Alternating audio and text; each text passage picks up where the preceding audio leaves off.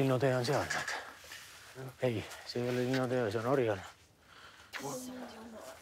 Kahjusin tehti. Orion. Siin on ikka palju küll. Vaatame, kus on lõvi. Lõvi juures peaks olema keskpunkt. See on lõpp, nagu taevas oleks toodud maa peal. See on Marss, ahah. Nii, lõvi on. See on Marss. Vaata, siin on nii palju tähti, et ei oska enam vaadata. Ahah. Ja. Kas linnutee läheb niimoodi või? Jah, otse läheb üle. Näed siin. Ma natuke nagu näen.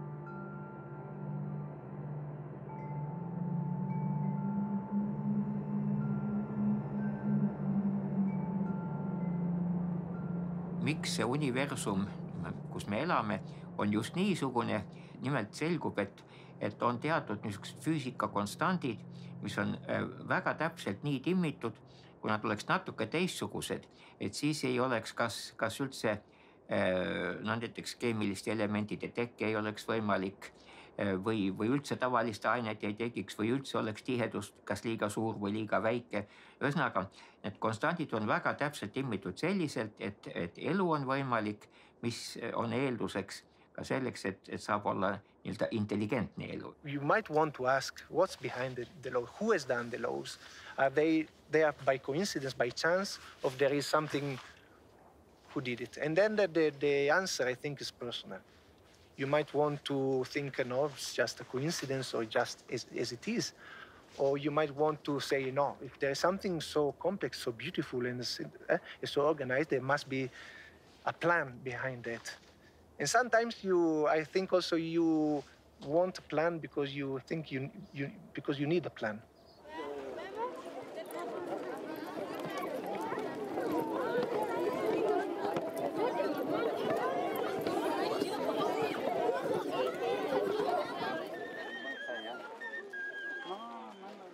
So here we are in the place that we call Teotihuacan.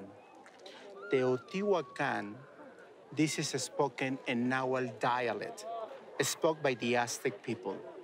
Teotihuacan has two different translations.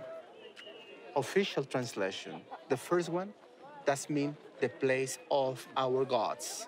So second one, that means the place when the men, sorry women, when the men we die, we become a god.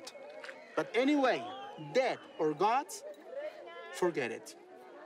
The scientifics, the astronomers, the archaeological guys, they checked it already from out of the planet by a satellite. This avenue, that's what I mentioned to you before, there is online with the north, south, and there is online with Chichen Itza, the Mayans, and Egypt, yeah?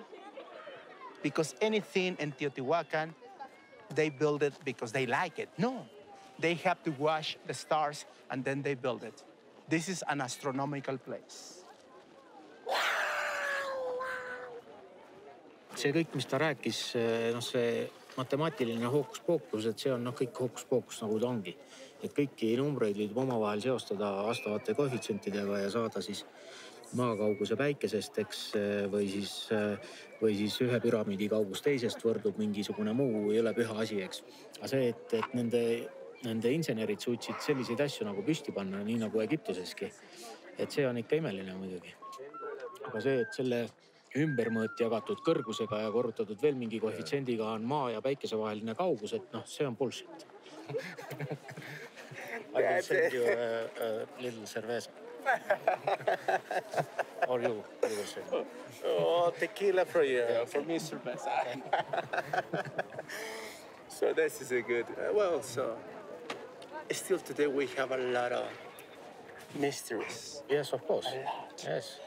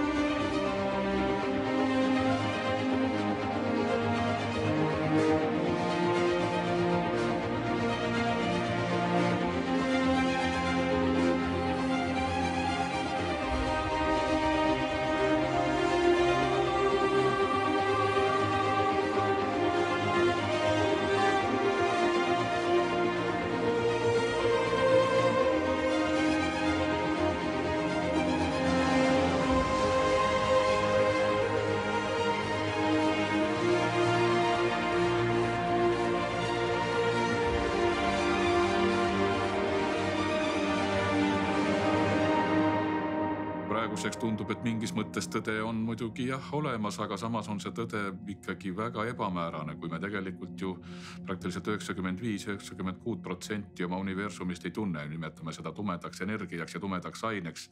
Aga mis seal taga on, mida nad endast kujutavad, need tumedad asjad, see on teadmata ja kui see ükskord selgeks saab, on täiesti ilmne, et see muudab jällegi täielikult meie maailmapilti.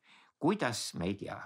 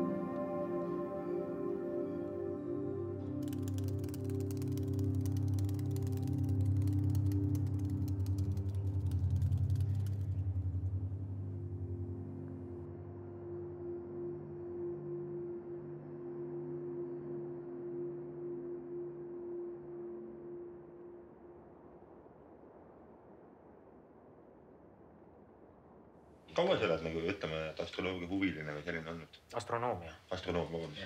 Üle vägaks, kui astroloogia on tähes. Astroloogia on ebateadus. Kaua sa oled huviline olnud? No eks ma olen terve elu juba olnud, eks, või nii palju kui pea kannab, eks on see tehnika ja asjad kõik võtavad. Kus see külge sai? No kus lihtsalt on tulnud, eks, nagu ikka inimesi, keda huvitab tantsimine, keda huvitab golf, keda huvitab, eks, mõni muu asi ja eks see noorusest ja lapsepõlvest tuleb kõik, eks. On sul mingid mõõtmed ka, kui siis oskad öelda, äkki mõni lehelugeja näiteks tahab teada, et mille järgi sul teleskoop põhimõtteliselt nagu mõõdetakse näiteks? Ei no võimsus on vale sõna, aga mõõdetakse läbimõõdu järgi. Mida suurema läbimõõduga teleskoop, seda rohkem ta footonit korjab, eks.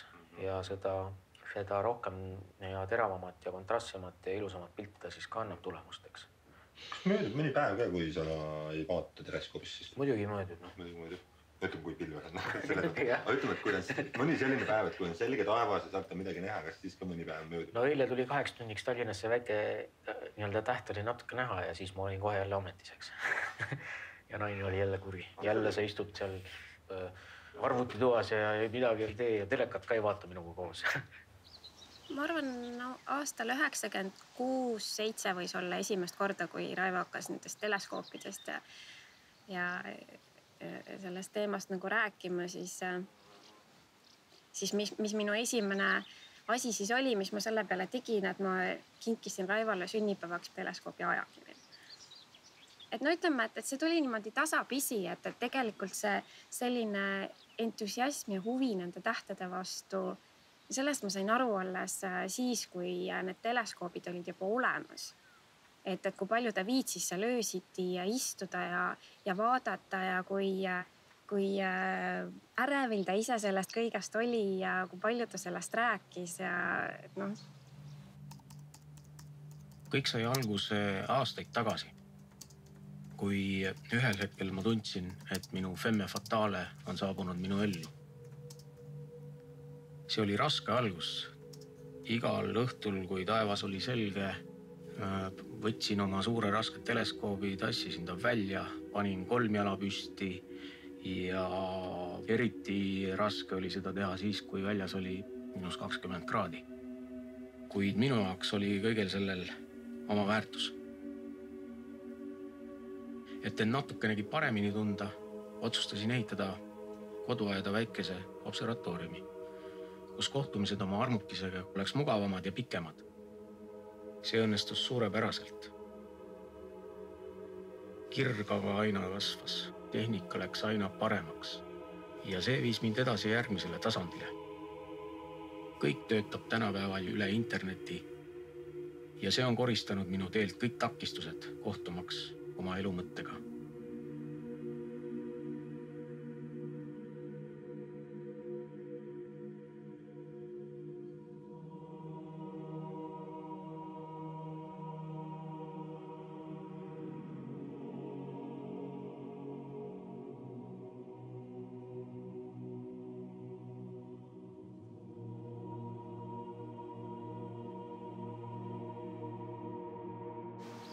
Et no võib-olla oli alguses harjumatu, et mees ei tulnud õhtul voodisse samal ajal, kui ma ise sinna läksin. Hiljem nagu oli see isegi nagu harjumuspärane ja päris mõnus oli vahest magama jääda rahulikult.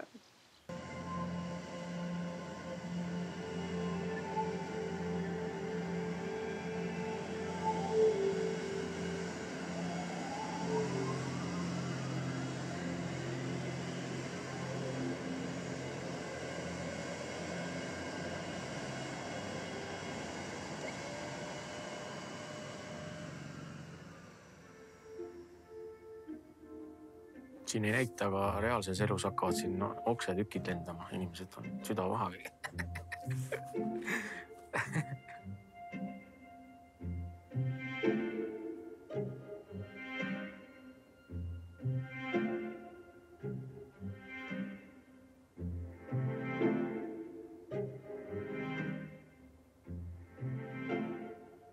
Mõned meist võivad vaid unistada sellest, et pääseks kuidagi kunagi kosmosesse, aga meie tänane saatekülane Raivo Hein on tõenäoliselt ja üsna reaalselt sinna varsti ka minemas. Et Richard Branson on siis võtnud ette Virgin Galacticuga sellise projekti, kus kosmosesse saavad minna vist, kas ma saan õieti aru, ligi isegi 400 inimest. Ühe korraga saab sinna 6 inimest üles minna ja see, kes on esimene, seda ma ei oska täpselt öelda.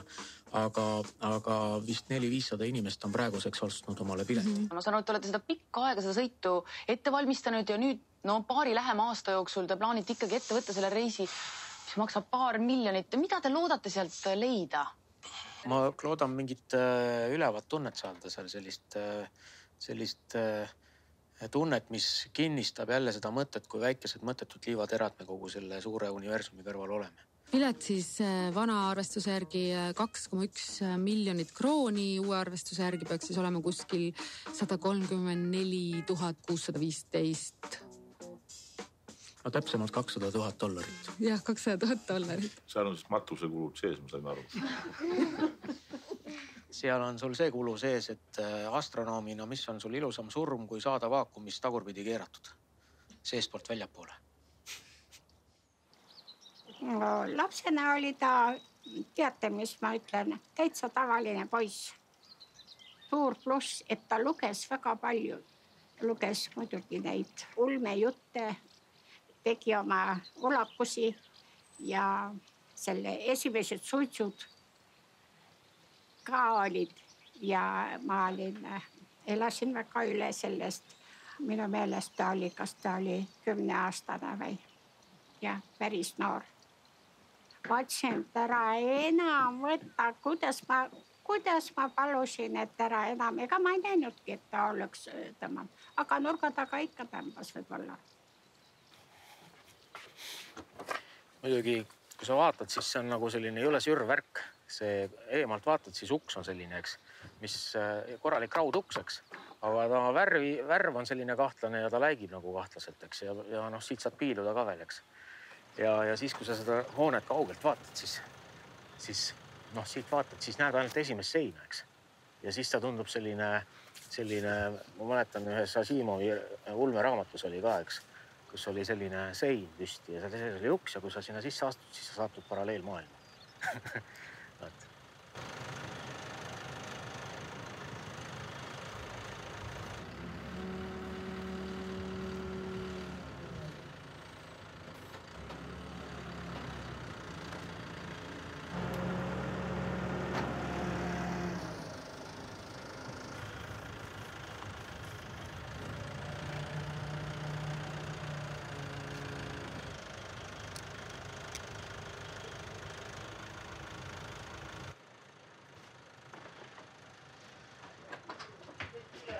Teistpidi nüüd tuleb, niipidi hakata teda kruttima.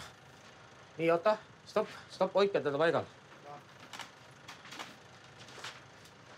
Kurat, ma ei jõua teda siit lükata.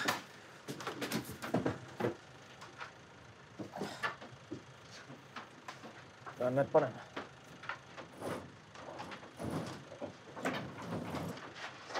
Nüüd hakkab juba looma, jah. Nüüd las alla.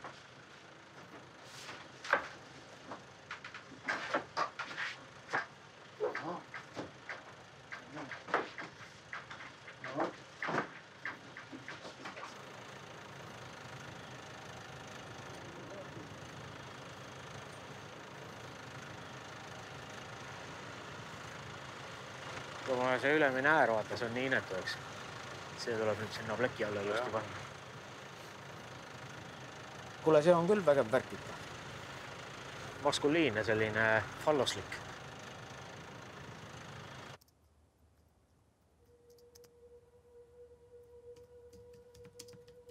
Ühest observatooriumist jäi väheks. Nii ehitasin teise observatooriumi Saaremaale. Kirg aga aina kasvas. Tehnika läks aina paremaks ja see viis mind edasi järgmisele tasandile. Alguses fotokaameraga, hiljem aga suure ja korraliku CCD-kaameraga hakkasin jäädvustama ka oma kirjaobjekti aktiivfotosid. Ja egas teine pool ka väga kade ei olnud. Erinevaid palgeid ja poose oli tal miljoneid.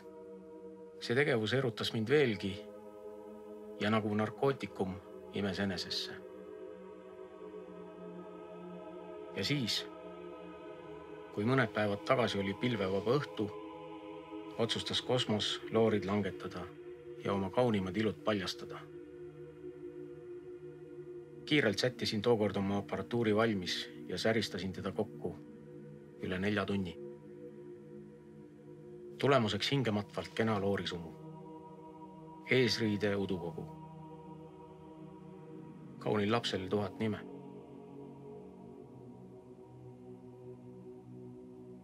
Kas pole imetlusväärne see suur tühjus seal üleval? Raske on teda mitte armastada.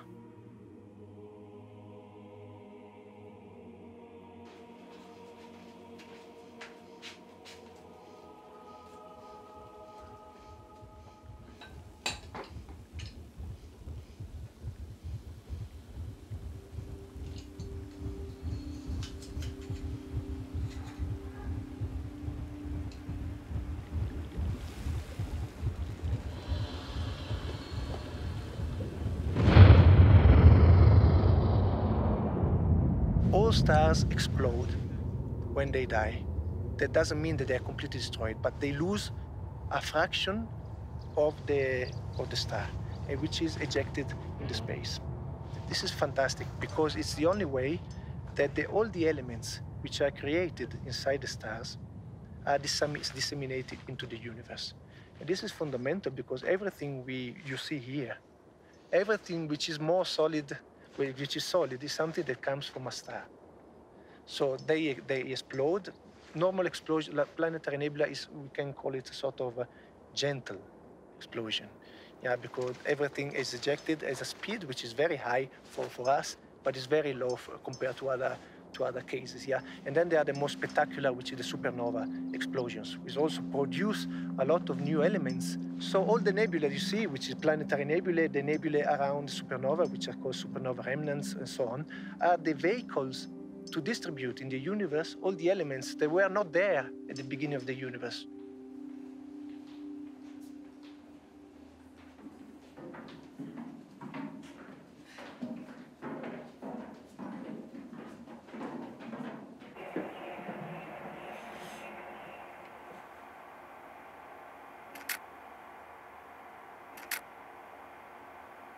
Okay, so here you can see the primary mirror. Mm-hmm. It's huge. Yeah, indeed. It's very impressive. Even more so, if you stand below it and it moves, you really get a feeling for it. It's basically the same like my telescope, only It's much a bigger. bit bigger, exactly. But even the construction is the same. Oh yeah. So this is one of biggest telescope Yes, right now in the certainly. world. Exactly. And the next one will be the 30 meter 30 telescope, meters, and then yes. overwhelming. I heard also about 100 meters they want to build, but it's somewhere Yeah, these are plans in for the future. In the future. What those mainly types of objects you are looking for? As I say, we look at all kinds of objects, All kinds. distant galaxies, stars, planets, gamma ray bursts. So it's used quite a lot for exoplanets. So the way it works is that candidates for exoplanets are usually identified by other telescopes, space telescopes like CoRoT or Kepler. And then big telescopes like Grande Terran are used to characterize these And to confirm. exoplanets. Okay. Yes, exactly. Also, the telescope, it's mounted on a small film of oil, so it can move very smoothly. Okay, And okay. you can even... This one is mounted Yes, in- exactly. okay, This okay. whole rotating floor. Okay. You can even push it by hand. So it takes a lot of strength, but you can do it. Let's try. Ei, nad võivad olla küll. No lähed. It's moving. We proved it.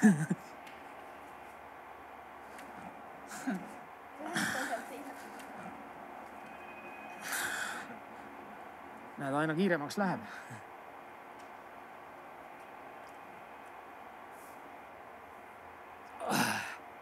Ah, 300 tons. 300 Yes. tons.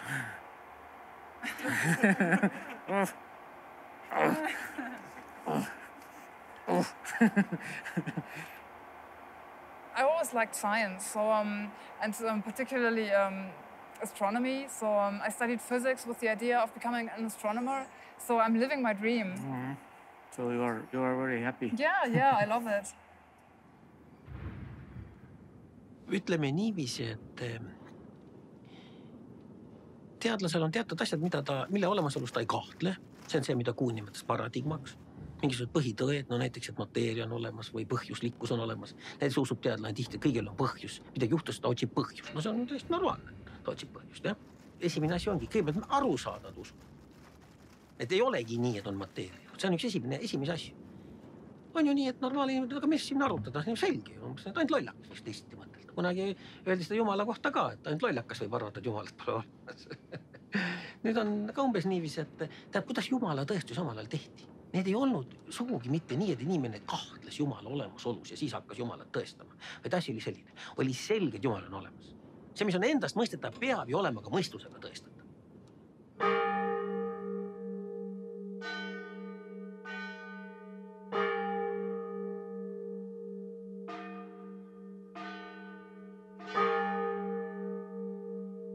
ja mida võiks öelda kosmose kohta. See on osa Jumala loodust, mida on näha. Ja teine, mida öeldakse, on inimene on Jumala näo järgi loodud. Et inimeses on ka näha seda, milline võiks Jumal olla. Jumala ilmumist kirjeldatakse, ta tuleb ka inimkujul, inglitena, et nagu Abraham kohtub Jumalaga, tegelikult seal on lugu peal, et inglitega kohtus, siis me kuuleme jälle helis, pasuna hääl, maavärin, suur tuul, tuli. Et väga erinevalt on see ilmutus toimunud, et ta ei ole mitte piiratud. Kui kreationism ja darwinism omavahel võitlevad, eks, siis tegelikult on nad ju nii vaenujalal, et kui anna neile noad kätte, nad pussitavad üksteist mõlemad ära, eks. See tähendab seda, et sa ei saagi neid lähendada. Neid lehti on internetis väga kihtilt palju lugeda, kus nad siis tõestavad ära, et miks maailm on ainult 6000 aastat vana näiteks, eks.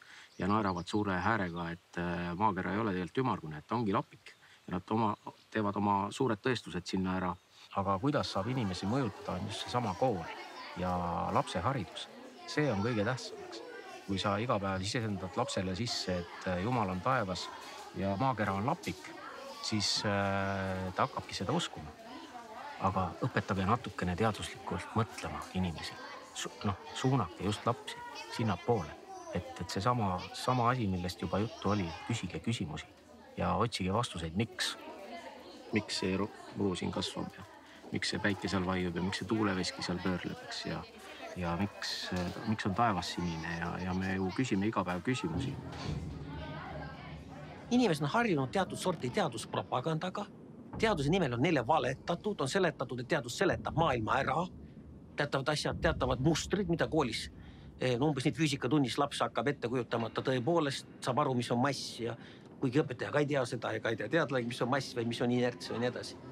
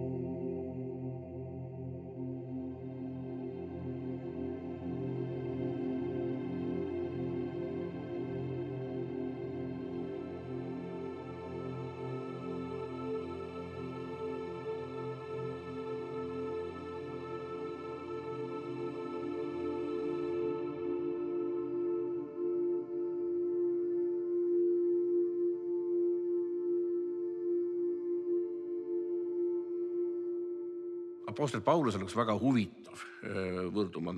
Ta räägib meie arusaamast kui pildist, mida me vaatame peeglist, et see tuhm kujutis. Ja siis ta räägib sellest, et lõpuks, kui maailma ajastu ots on käes ja kohtume Jumaga, siis me näeme tegelikult seda. Et siis ei ole enam see tuhm kujutis, vaid siis on tegelikkus meil ees. Et see on üks väga huvitav selline võrdum. Et me kujutame ette, aga alles lõpus siis näeme.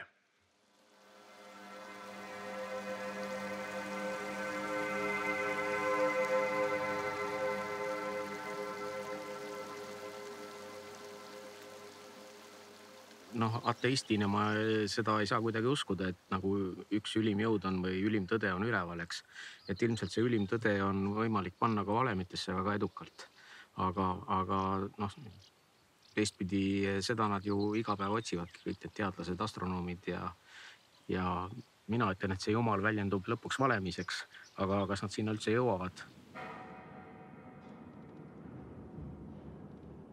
Ütleme need, kes usuvad mingisuguse absoluudi olemasolu või Jumala olemasolu, nendel on võimalik ette kujutada, et on olemas mingisugune tõde, mida on võimalik saavutada. Aga see on lootus ainult selleks, et see nii on. Loota tutvuste juurde, nii ütelda selle absoluutse vaimu juures.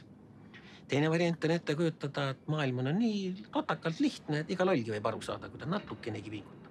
See oleks siis materialistlik maailmakäsitlus, jah. No selle järgi võib ka loota, et need tühised paar seadust, mis siin universumis on, et need õpime ära, ülejäänud asjad on kõik ainult detailid, maailm koosneb enam ühesugustest pulkadest, see ei olegi midagi väga keerulist ja siis võib ka nii-öelda tõde mõista. Aga ka see põhineb ühel lootusel, et inimene on tunnetuslikult kõikvõimas. Aga need lootused ei ole millegagi põhjendatud.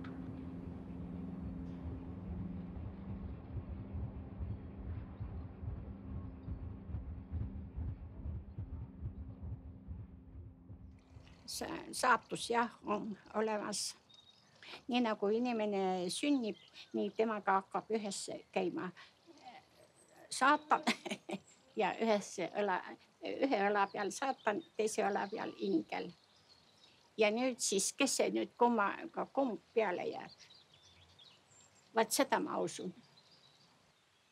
Selliseid inimesi on väga palju, kes mõtlevad, tunnevad ja tajuvad asju teistmoodi, mitte ainult oma viie meelega ja kes ei ole puhtalt nagu ratsionaal-pragmaatilised.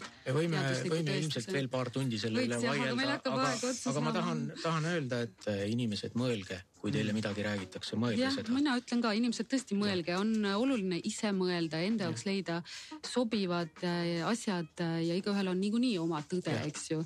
Aitäh sulle, Raivo Hein. Ootame põnemusega. Anna, palun teada, kui sa siis hakkad reaalselt kosmosesse minema ja pärast kindlasti tule meile külla, räägime muljeid, sest et see on põnev, see on huvitav ja see on aktuaalne. No küll ma ikka vast annan teada. Aitäh sulle. Aitäh teile.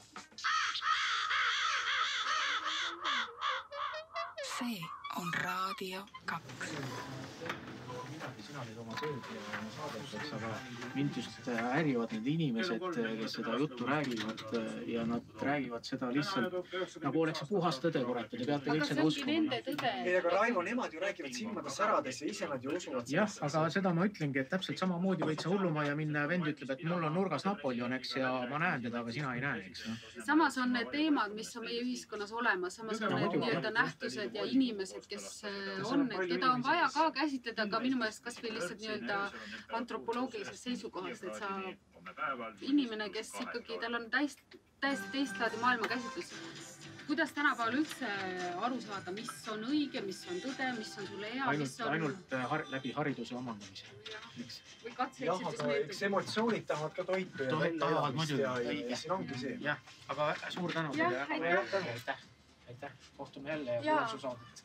Ja Kiru. Et ma ei vastandaks teadust ja näiteks hingestatud maailmavaatega loodusrahvaste maailmapilte. Et nad on lihtsalt ühe terviku erinevad osad, mis tegelikult täiendavad üksteist. Küsimus tekib siis, kui üks peab ennast teistest paremaks. Et kui üks maailmavaade väidab end olevat ainuõige tõde, siis võivad tekkida konfliktid. Seda New Age'i esoteerika tõusu on küll märgata. Ka mujal maailmas see on muutunud nii-öelda mainstreamiks, peavooluks, et ta ei ole enam esoteerika, salateadused, see, mida käidi kuskil pühendatud keldrites õppimas meistritelt, see on kõigile kättesaadav, see on infoühiskond, et... No nutt tuleb peale, tead, no inimesed räägivad sellist jura suust välja, eks, ja teised inimesed istuvad seal kõrval, kes seda või raadiot taga, kes seda siis kõike usuvad, eks. Ja kui sa julged natukene kahtluse alla seada seda juttu, siis sa saad ikkagi internetis kõvasti vastu päid ja jalgu, eks, selle eest, et sa julged kahelda. Et sinu tagahoovis maandub pidevalt üks kosmoselaev, mis viib surnuid hingi ülesse ära. Ja ainult selle hoovi omanik näeb seda, teised ei näe keegi. Kuidas need ufodega on siis? Ufod asuvad meie kahe kõrva vahel. Mitte kuskil mujal neid ei ole. Siiamaani keegi ei ole seda ära tõestanud ja keegi ei ole seda ette toodud, et näete, siin on nüüd see ufo, mida te kõik olete näinud. Kui ma teile ütlen, et minul elab kodus kapis lohe, no miks sa naerad? No elab. Kas sa usud mind? Kui ma ütlen, et ma nägin eile ufot, kas sa usud mind? Ma näitan teile ühte UFO pilti.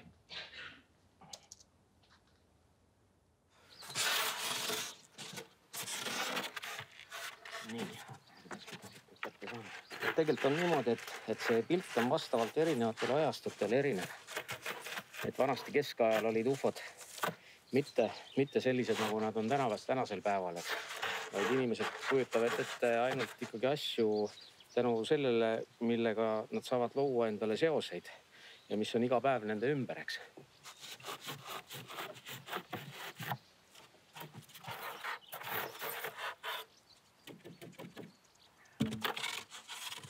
Ma loodan, et see läheb siia äkki. Väga ilus, täpselt.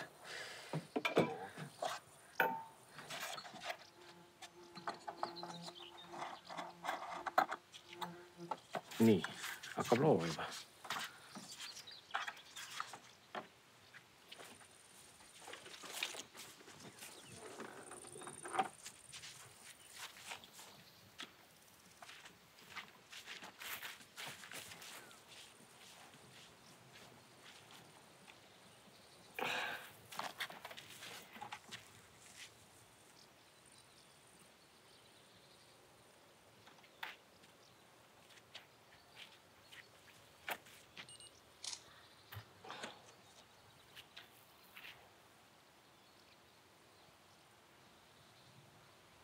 No valime need 2, vaatame siis, mis nendest saab.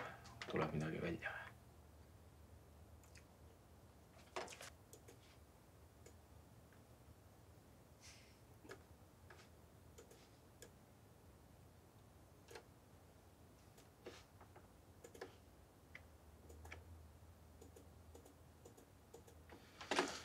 Nii. No midagi sellist vist. Ega päris terav ei tohi olla, nii et.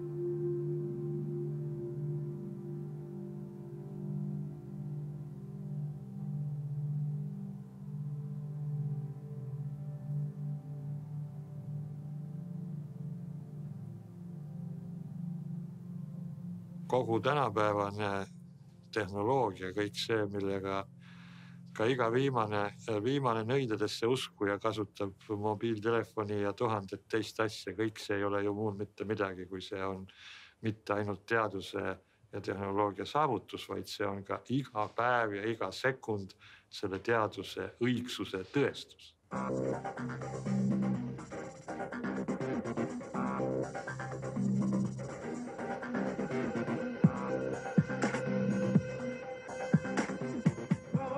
Everybody,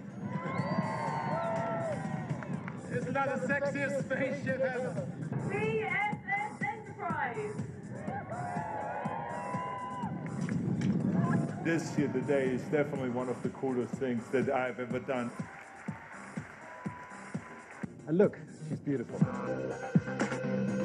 Seal oli kohal umbes 10 nii-öelda tulevast astronauti, nagu nad neid nimetavad. See oli selline relax üritus, kus siis inimesed võtsid päikest ja sõitsid jalgratastega ringi ja käisid ümberkaudu ekskursioonidel ja sõid hästi palju ja muidugi jõid ka head kraami peale, eks. Ja kui Söörist eraldi rääkida, siis Söör tundus üldse selline suurepärane isiksus olema, et ma ei imesta, et ta oma elus nii kaugele on jõudnud oma äridega. Ta on nagu niivõrd avatud ja niivõrd hooliv ja tunneb huvi ja hea südamlik.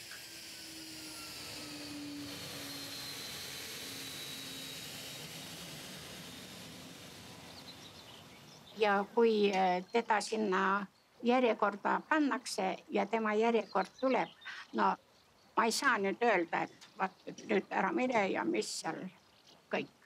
Ta on 45-aastane mees. ma ei saa teda kaelas kinni hoida.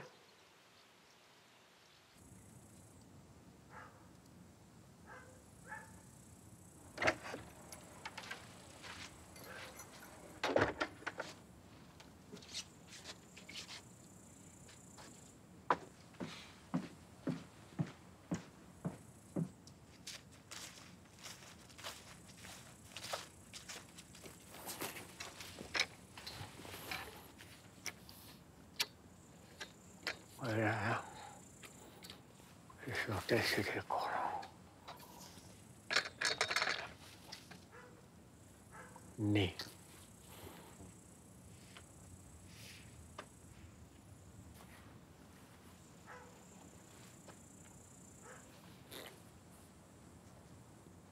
Okei. No ma enam-vähem. Ahah, nüüd juba hakkab kaader ka looma.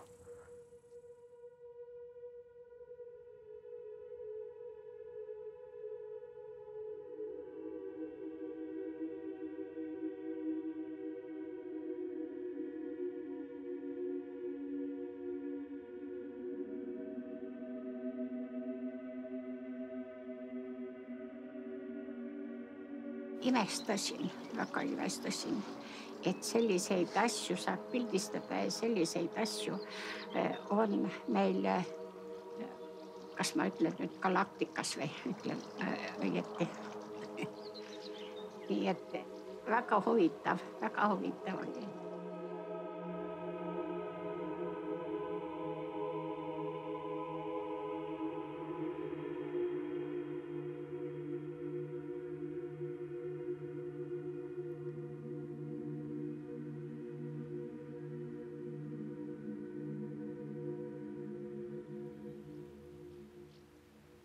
Teleskoop on vist paigast ära.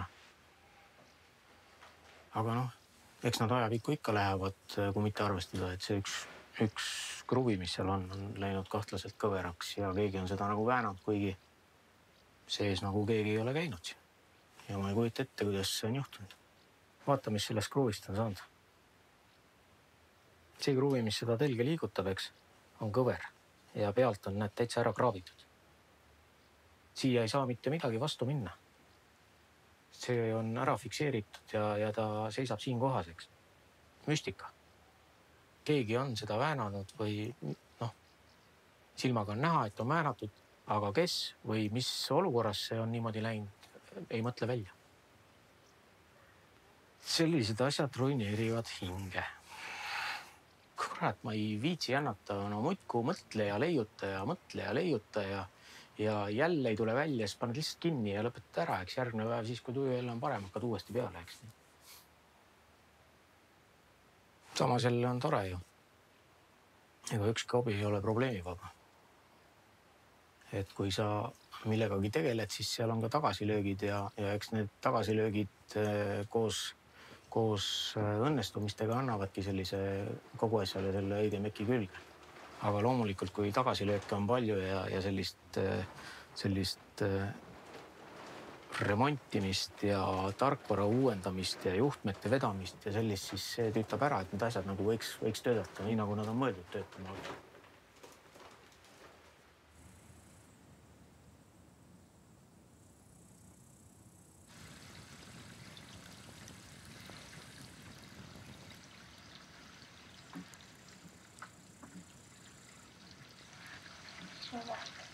Äkki see meeldib? Miks? Aga mina ütlen, et sa meeldid. No mis siis? Seda on näeb. Kui inimene võtab napsu, siis selle võtad. Miks sa suitsetasid? Ma tahtsin teha ühe suitsu. Kas siis ei või teha? Sa jätsid ju maha. No muidugi. Ma ei ole juba 2 aastat suitsetanud, aga mõnikord ma olen mõne suitsu tõmmanud. No lihtsalt tuleb mõnikord tahtmine peale, siis võib teha, see ei tee mitte midagi hullu. No see üks suits ei tee. Vaat kui iga päev 2 pokki tõmbad, siis teeb hullu. Siis tapab ära. No, miks sa nii kuri oled? No see ei ole põhjus, et olla kurb või kuri. No aga miks?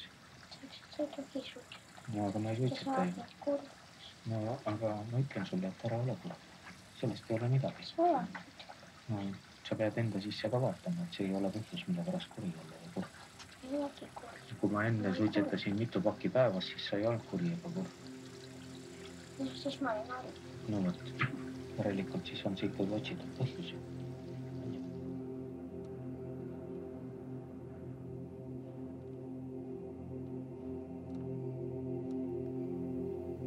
Kui õun on küps ja langeb puult, mis paneb ta kukkuma?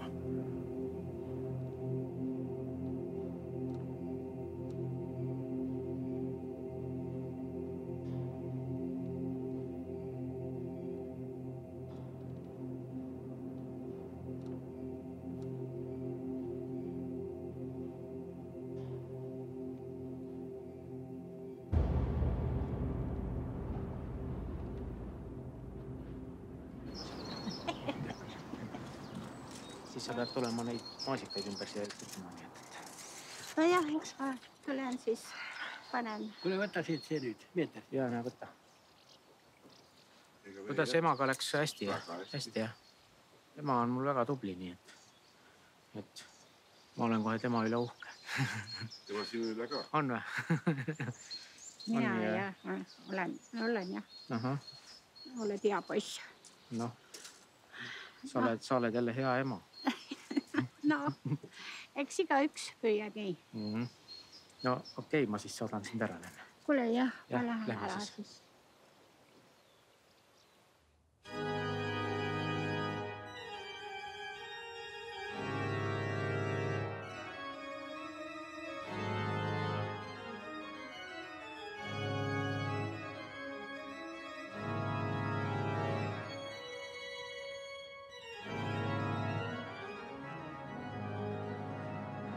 Kõige väeline armuline issand, ole keskel meie seas sel kurval tunnil. Lõhuta neid, kes leinavad ja lubada oma kurvastuse sinu ette kannavad ning sinu armastusest ja armust osa saavad. Seda palume Jeesuse Kristuse meie issanda läbi. Aamen. Kõige väeline halastaja Jumal ja Isa, kuule meie palvet ja lase meie palumised enese ette tulla. Sina oled elav igavene kuningas, kõige väeline elad kõrgis ja pühas paigas ja nende juures, kes rõhutud ja vaimust alandikud on. Me oleme majaliste ja võõrad sinu ees nagu kõik meie vanemad. Meie päevad lõppevad nagu suits ja meie aastad ruttavad ära kui suur vesi. Aga sinu aastad kestavad põlvest põlveni, enne kui mäed sündisid ja kui maa ja maailm loodi. Oled sina, Jumal, igavesest igavesti. Issand, ma tõstan oma silmad mägede poole, sest sinu abi tuleb mulle. Sinu abi, Issand, tuleb mulle, sest sina oled teinud taeva ja maa. Aamen.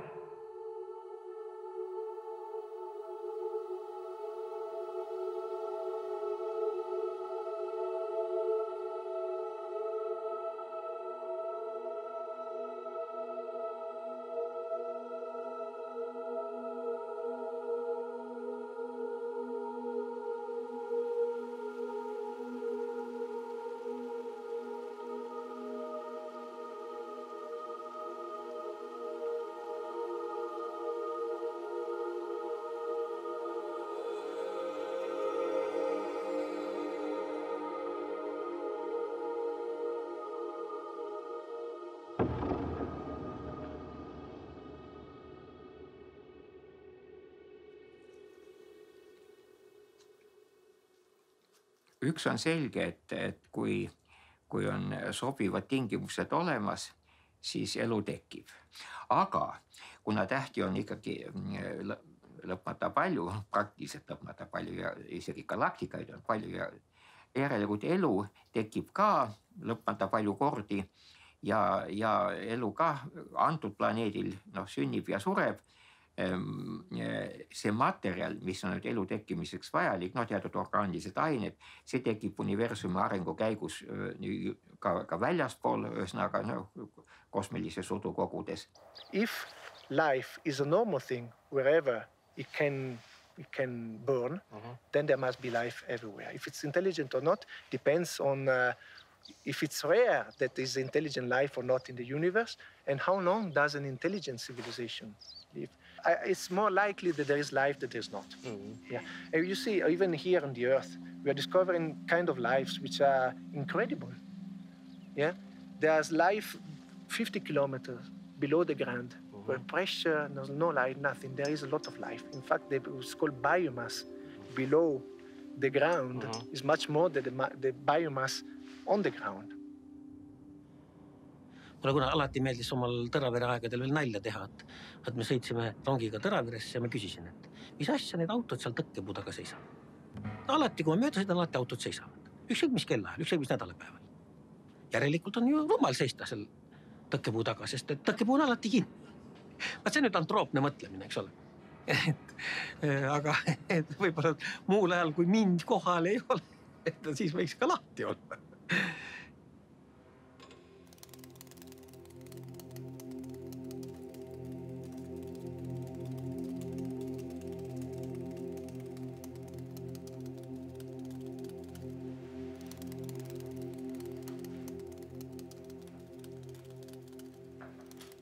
Pealkiri oli, et Raivo Hein valmistub Saaremaal kosmosesse lendama. Võetakse jälle teemad üles ja kurat, ma olen nendest tüdinenud juba.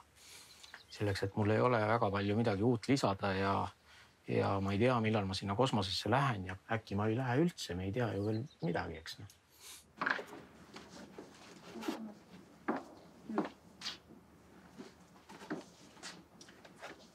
Pildi peale. Siia. Jah, vaat nii. Seda on niiviisi. Teistpidi. Ei, pööra teistpidi. Nii veel. Ja pane pildi peale. Veel pööra. Pööra veel. Vot nii. Ja nüüd toeta pildi peale. Pildi ääre peale toeta. Määrin ära äkki. Nii.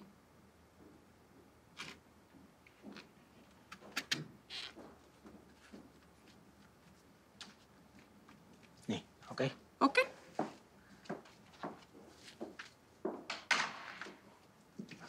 Tuli täna kiri, et ta loodab sellel aastal oma perega esimesena üles lennata, nii et. Terve pere võtab kaasa? Jah, lähevad terve perega, nii et jah. Ja praegult on nagu 4 faasi on tehtud selles katsetustes. Aga vaja on teha 14 faasi, et peale 14. faasi siis on tema nagu sõitja. Nii et ta ütles küll, et ta ei taha midagi ennustada, aga et eile käis laev esimese üleheli kiiruse lennu tegi esimesena ära, esimest korda. 16 sekundit.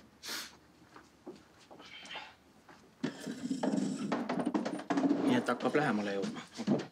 Hakkab nagu tulema juba. Peaks vist hakkama panka minema. Sa lähed ise või lähed ka koos perega? Perega eeldus tulema. Okei. Ma ei teagi, kas tähendab seda, et nad on alal hoidlis. Mõistlikum. Pole nii hullud. Et niisugune.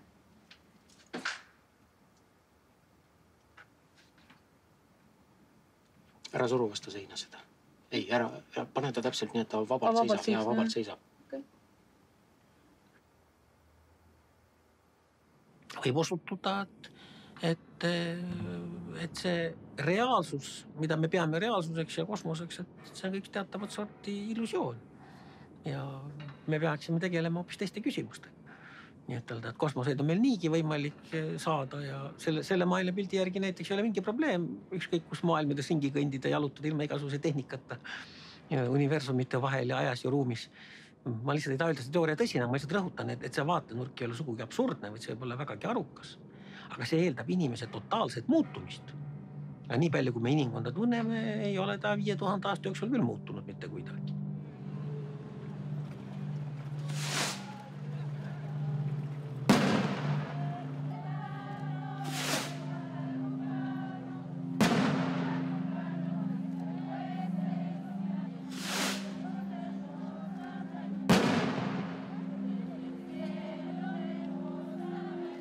Enamus inimesi ja võib-olla kõik inimesed enamus ajast vajavad lohutust ja sellepärast need, kes teadust vihkavad ja tõde vihkavad, nendel lihtsalt prevaleerib vajadus lohutuse järele.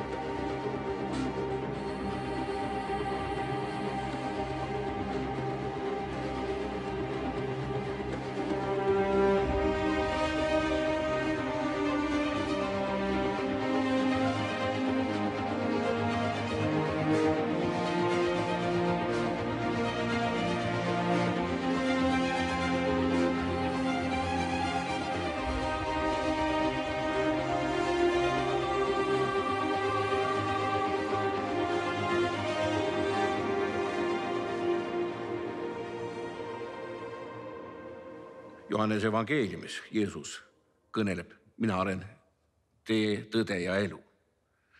Pilatus küsib ka Jeesuse käest, kui Jeesus tema ees on suurel reedel, mis on tõde? Tõde on selles mõttes alati suhteline, et me jõuame temale üha lähemale, kuid absoluutse tõeni me ei jõua mitte kunagi. Alati jääb midagi, kas universum või loodus, ütleme üldisemalt, on nii mitmekesine, et kõike ei ole võimalik teada saada.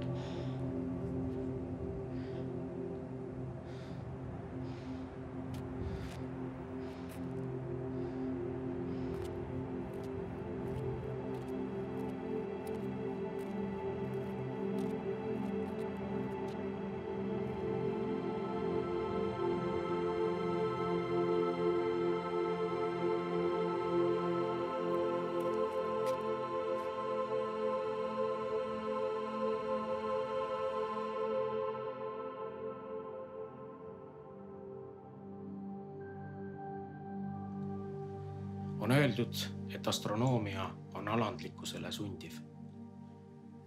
Ma ei saa ennast veel rohkem terakesena tunda, või oma teleskoobist seda suurt kõiksust vaatan.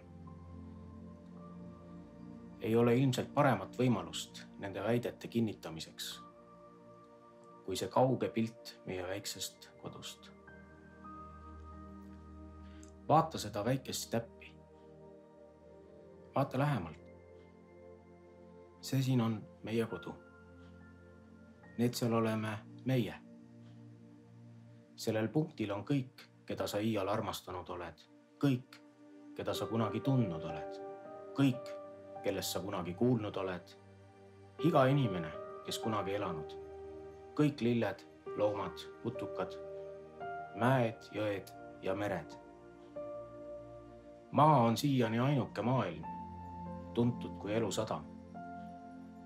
Ei ole muid kohti ilmaruumis, vähemalt lähitulevikus, millele me võiksime ümber asuda. Meeldib see meile või mitte, kuid praegu on see sinine täpike koht, kus me saame kindlalt seista.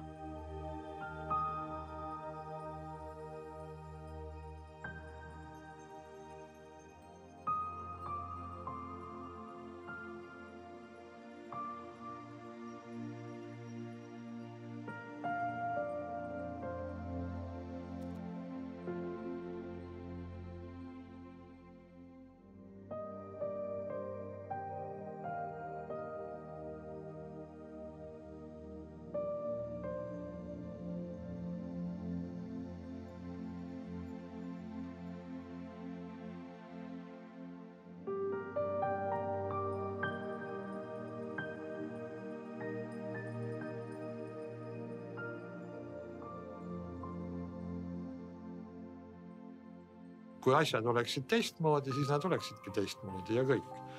Võib-olla siis oleks elu teistmoodi, võib-olla seda üldse ei oleks.